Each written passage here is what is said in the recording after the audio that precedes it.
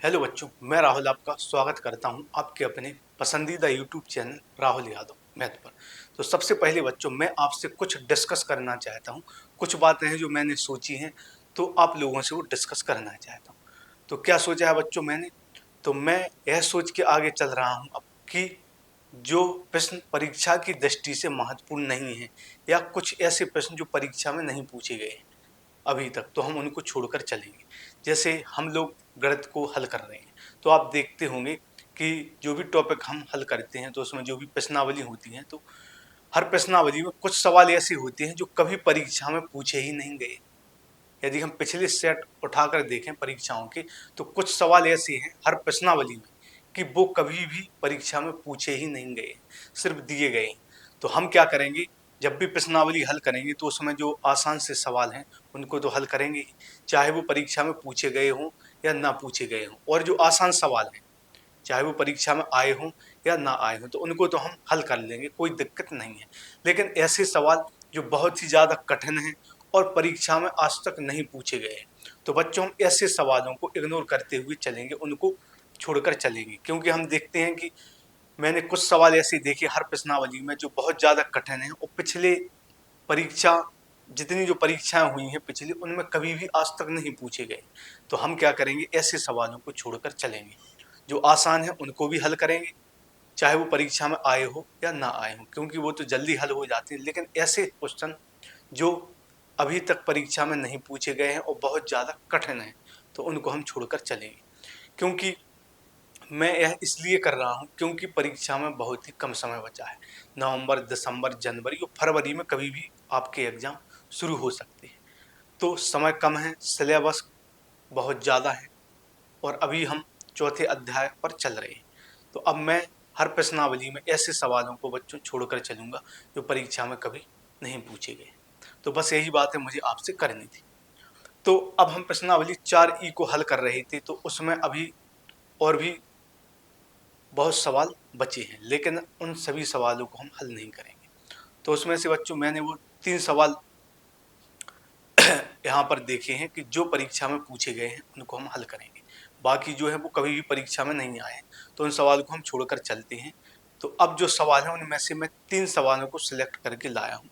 तो जो 21 नंबर के 3 सवाल हैं, जो 2025 और 2024 बोर्ड की परीक्षा में पूछे गए हैं। इसके बाद हम अगली क्लास से नए टॉपिक को शुरू करेंगे। इससे हमारा जो सिलेबस है जल्दी कवर हो जाएगा, और जो परीक्षा की दृष्टि से महत्वपूर्ण सवाल हैं वो हल हो जाएंगे। तो शुरू करते हैं बच्चों आज की क्लास को। तो अब जो हम सवाल हल करने वाले हैं वो है 21वें नंबर के 3 सवाल हैं। 21वें नंबर के तीनों सवालों को हम हल करेंगे। तो उनमें से 2 सवाल 2025 में पूछे गए हैं, एक 2024 में। समय बहुत कम है बच्चों, और सिलेबस अभी बहुत ज़्यादा बचा है। तो ऐसे सवालों को हम प्राथमिकता ज़्यादा देंगे जो परीक्षा में पूछे गए हैं। तो अब हम इसमें 21वें नंबर का पहला सवाल है, सबसे पहले इसको पढ़ते हैं। यह बोर्ड परीक्षा 2025 और 2022 में पूछा गया है। तो इसमें बोला गया है ऐसी 2 संख्याएं ज्ञात कीजिए जिनका योग 27 हो और गुणनफल 82 हो। इसमें क्या है, ऐसी 2 संख्याएं हमें ज्ञात करनी है जिनका योगफल 27 हो और गुणनफल 182।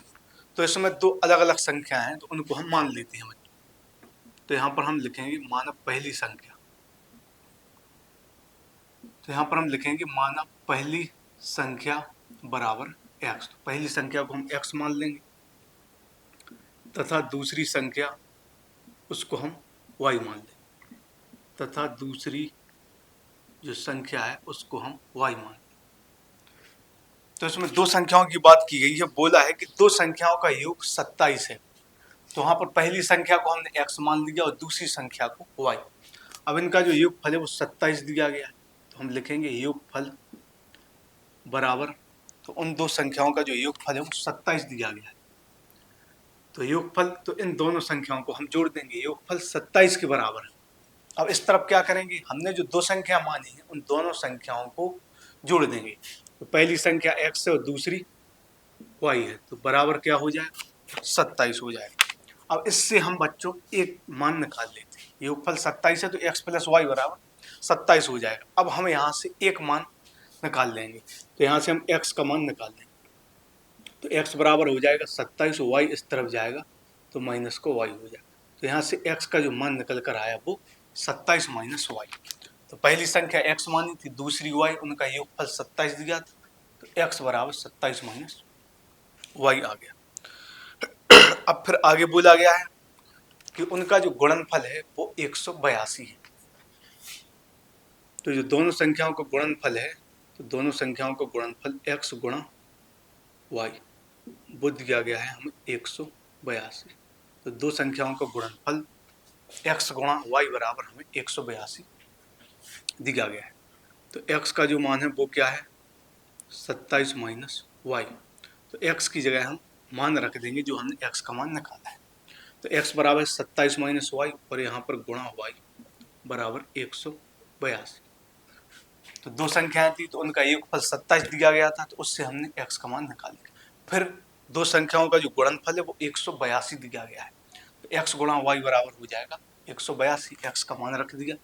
अब यहाँ पर हम क्या करेंगे, इस y का गुणा इस y का जो गुणा है, तो y का गुणा इन दोनों में करेंगे।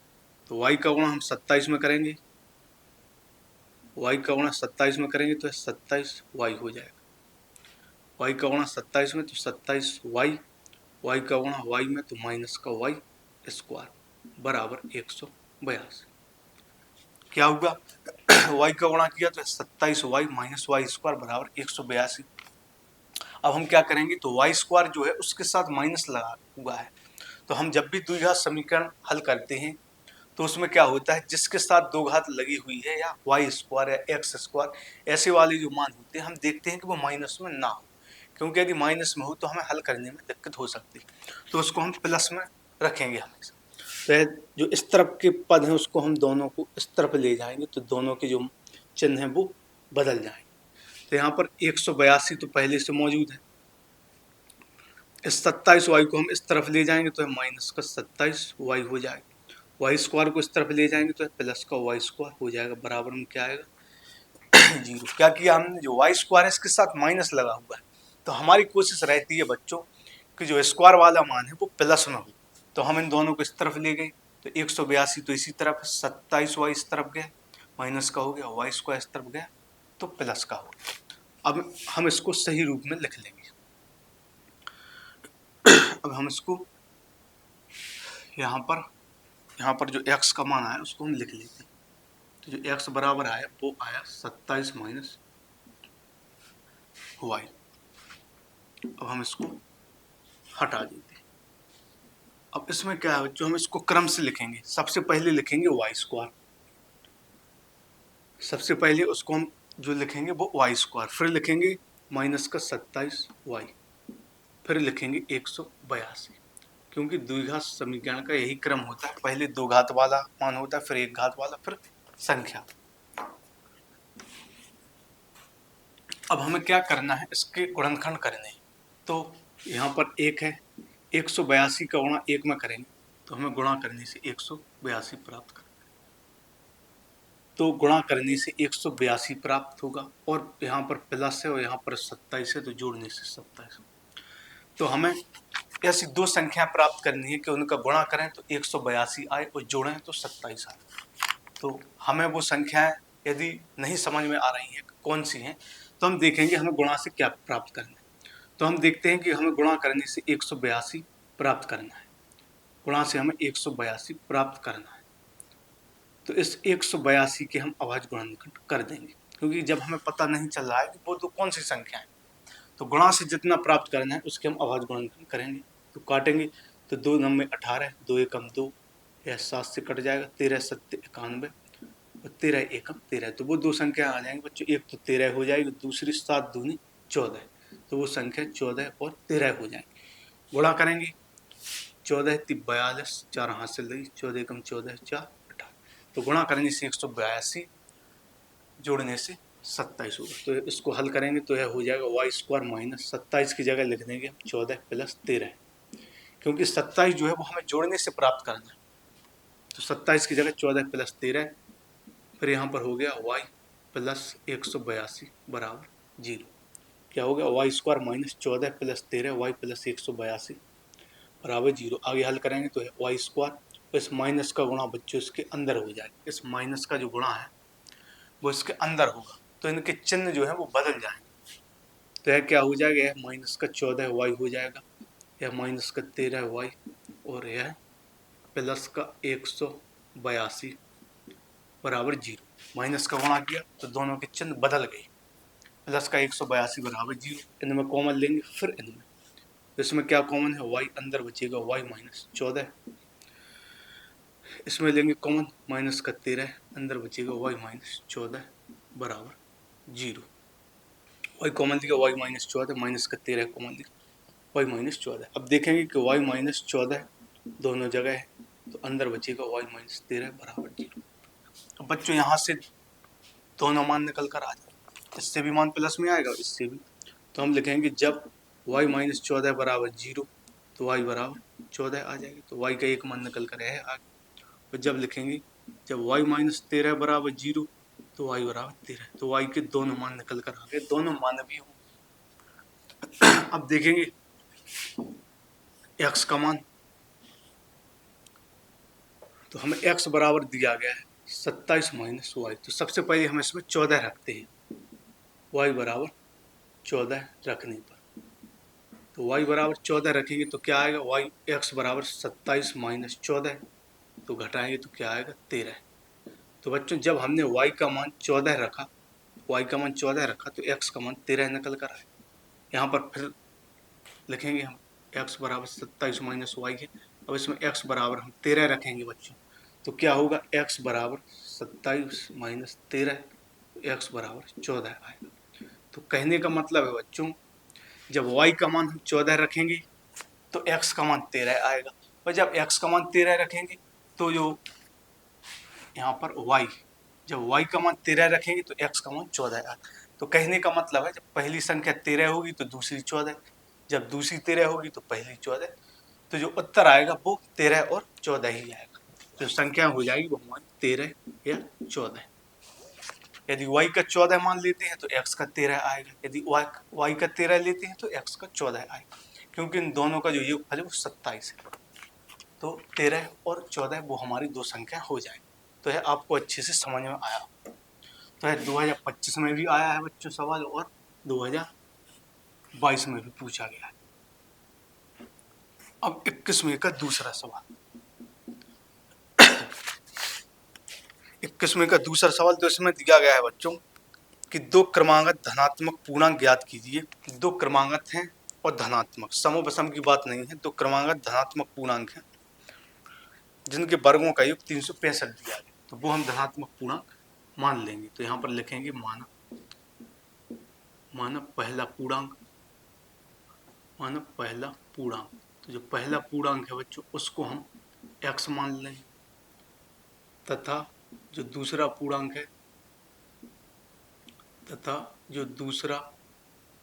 है, उसको हम क्या मान लेंगे, x प्लस 1, क्योंकि इसमें बोला गया है दो क्रमागत पूर्णांक क्रम से, तो क्रम से जो भी पूर्णांक आते हैं उनमें एक एक का अंतर चलता है।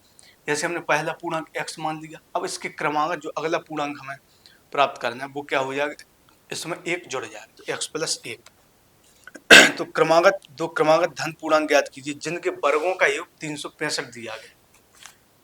तो अब इसमें क्या दिया गया है, हमें इनके वर्गों का योग 365, तो वर्गों का योग तो x का वर्ग कर देंगे और फिर x प्लस 1 का वर्ग कर देंगे, तो यह हमें 365 दिया गया। तो पहले बोला था कि दो क्रमागत धन पूर्णांक, तो वो पहला पूर्णांक हमने x मान लिया, दूसरा पूर्णांक जब क्रमागत की बात हो तो एक जुड़ जाता है, तो दूसरा x प्लस 1। फिर बोला गया है कि उनके वर्गों का योगफल, तो x का वर्ग कर दिया और फिर x प्लस 1 का वर्ग कर दिया। अब हमें इसको हल करना है, तो हल करेंगे तो यहाँ पर x का वर्ग हो जाएगा एक्स स्क्वायर, और यहाँ पर x प्लस 1 का होल स्क्वायर करेंगे तो क्या होगा, x का स्क्वायर प्लस 1 का स्क्वायर प्लस 2 गुणा x गुणा 1, और इस 365 को बच्चों हम इस तरफ ले आएंगे तो प्लस का है, तो यह माइनस का 365 हो जाएगा।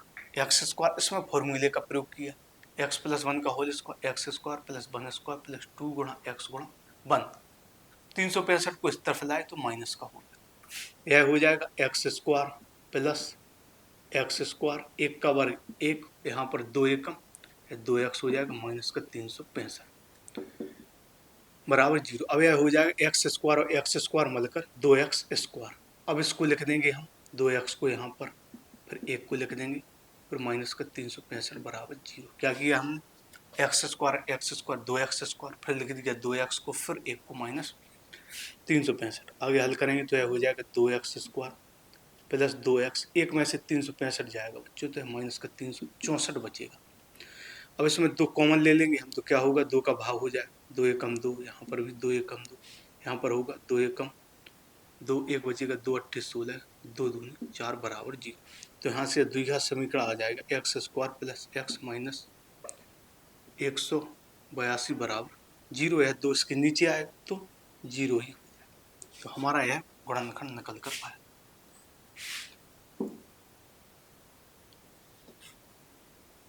तो अब इसको हमें हल करना है। इसको हम लिखेंगे तो x square plus x minus 182 बराबर 0, x square plus x minus 182 बराबर 0। अब हमें इसके गुणनखंड करना है, तो यहाँ पर एक लिखेंगे, 182 का गुणा एक में करेंगे तो यह 182 आएगा। गुणा करने से 182, यहाँ पर माइनस हो, यहाँ पर बच्चों कौन सी संख्या है, कोई भी नहीं है, तो हम एक मान लें, तो हमें घटाने से एक प्राप्त करना है।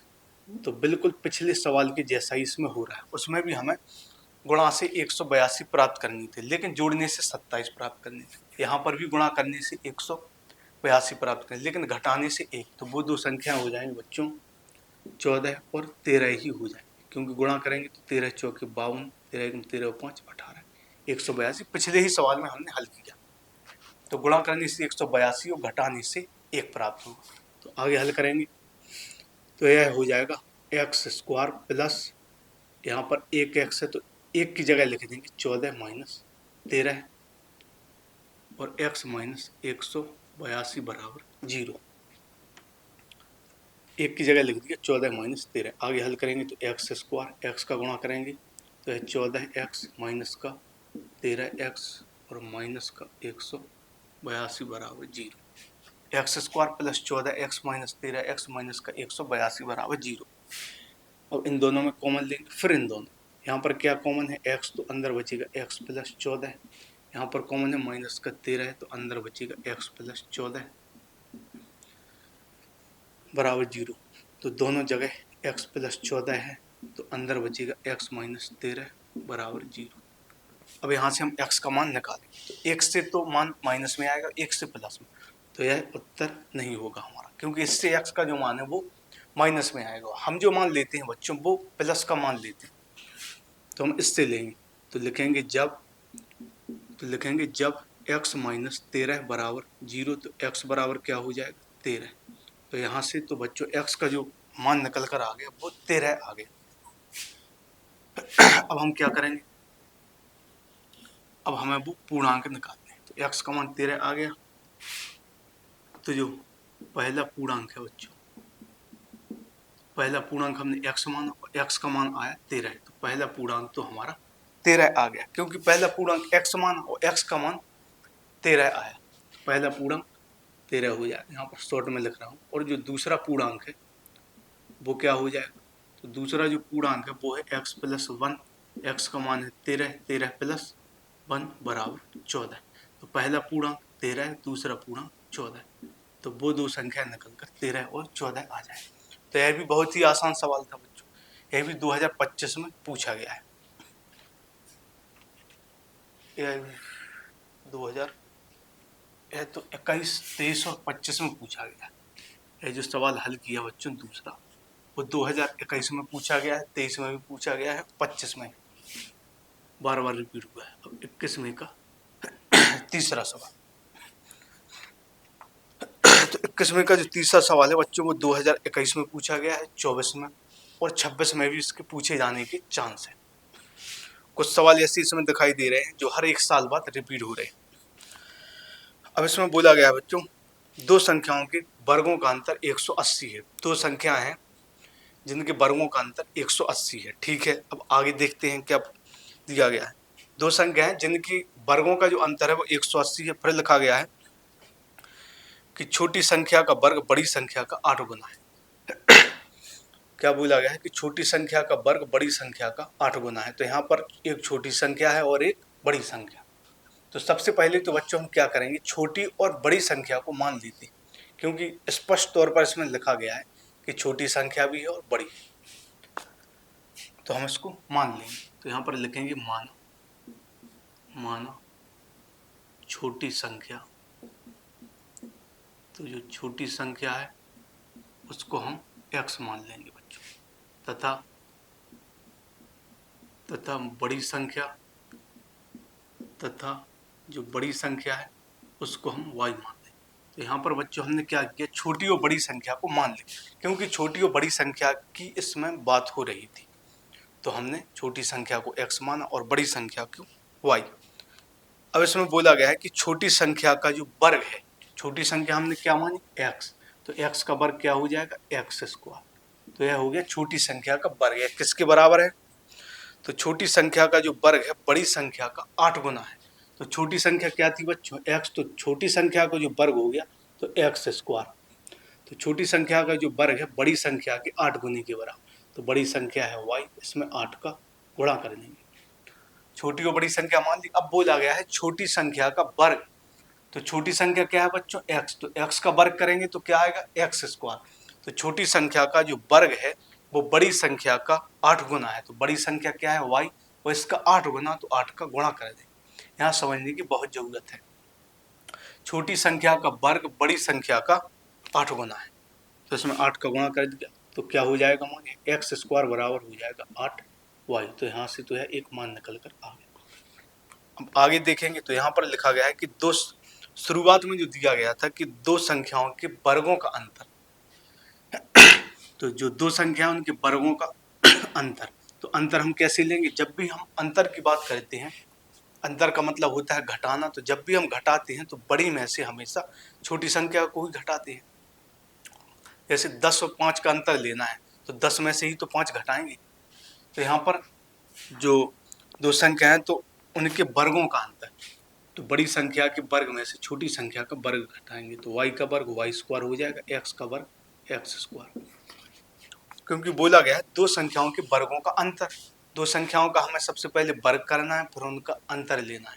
और यह भी दिया गया है कि एक संख्या छोटी है और एक बड़ी, तो अंतर में क्या करते हैं, बड़ी संख्या में से छोटी घटाते हैं। तो बड़ी संख्या का वर्ग y स्क्वायर, छोटी संख्या का वर्ग x स्क्वायर, तो y square minus x square. तो उनका जो अंतर दिया गया है वो 180 हमें दिया गया है। दो संख्याओं के वर्गों का जो अंतर है वो x स्क्वायर, वो 180 है। तो अब बच्चों हम इसको हल करेंगे। अब y स्क्वायर, अब x स्क्वायर का जो मान आया बच्चों वो 8y आया, तो x स्क्वायर की जगह हम 8y रख देंगे। तो यह है x स्क्वायर, तो इसकी जगह रख देंगे हम 8y। यह तो आया y square minus x square है, इसका मान आया 8y, तो माइनस का 8y।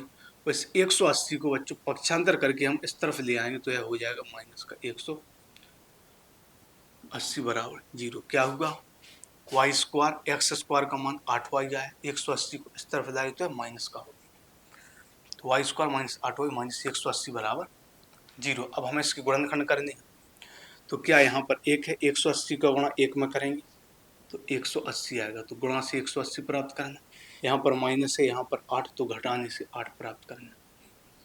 तो ऐसी दो संख्याएं सोचनी होंगी कि गुणा करने से 180 आए और घटाने से बच्चों 8 प्राप्त। तो ऐसी दो संख्याएं हैं बच्चों 18 और 10। क्योंकि हम 18 और 10 का गुणा करेंगे तो 180 आएगा, और 18 में से 10 घटाएंगे तो 8 आएगा। तो वो दो संख्या क्या होंगी, 18 और 10।